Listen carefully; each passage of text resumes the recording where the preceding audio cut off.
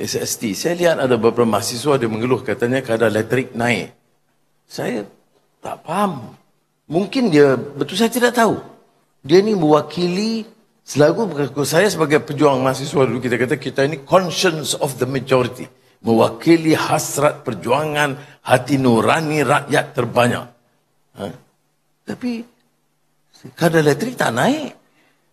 Melainkan bagi yang 10-15% teratas.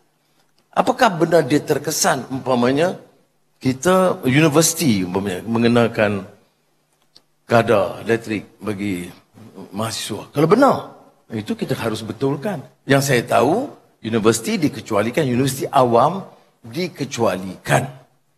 Ya. Jadi hal-hal ini umpamanya dijadi seba kerana kebebasan itu jadi ruang fitnah, ruang maki hamun. Jadi kena, saya harap saudara-saudari, adik-adik kita atau anak-anak kita, tolong berikan fakta. Saya tidak ada masalah orang menegur dan mengkritik. Kalau boleh jangan ada cukai sama sekali. Lebih baik bayangkan satu negara yang tidak ada cukai sama sekali. Tak adalah sekolah pun.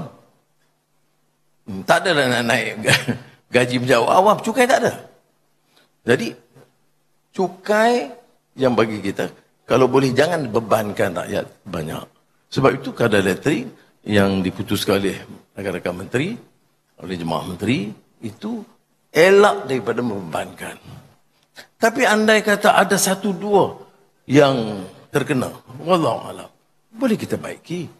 Tapi untuk menyatakan kami menentang kenaikan elektrik, ini cukai-cukai bertambah, saya tak betul. Begitu juga macam SST. Bila kita kenakan kepada buah-buahan import, kerana saya fikir sampai masa tanah subur, boleh tanam apa pun belakang rumah. Maka kita mula dengan kadar yang ambil keputusan ketat. Saya kenakan sedikit tarif ataupun cukai bagi buah-buahan import. Kemudian Datuk Seri Zahid dan rakan-rakan ada yang mengatakan apple, limau, kurma. Apple, limau, kurma. Itu tiga yang Datuk Seri Zahid makan. Jadi dia kata jangan kenakan tu. Jadi saya pergi cek balik dengan Kementerian Kewangan.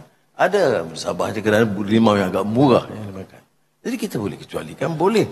Walaupun umumnya saya katakan jarang berlaku di mana Kementerian Kewangan bila buat keputusan dia nak ubah suai dalam masa singkat. Tapi kita boleh dengar macam kurma tahun depan bulan Ramadan. Jadi kita rasa ramai yang gunakan. Jadi boleh kita ubah suai. Tapi untuk mengatakan bahawa yang membakar rakyat, itu kita harus teliti lah ya. Dan begitu juga dengan syarikat-syarikat SMEs ni, yang terutama peringkat kecil. Dia minta threshold itu 500,000 terlalu rendah. Dia kata naikkan lagi. Dia minta 1,5 juta. Kita naikkan jadi 1 juta. Itu dah diumumkan.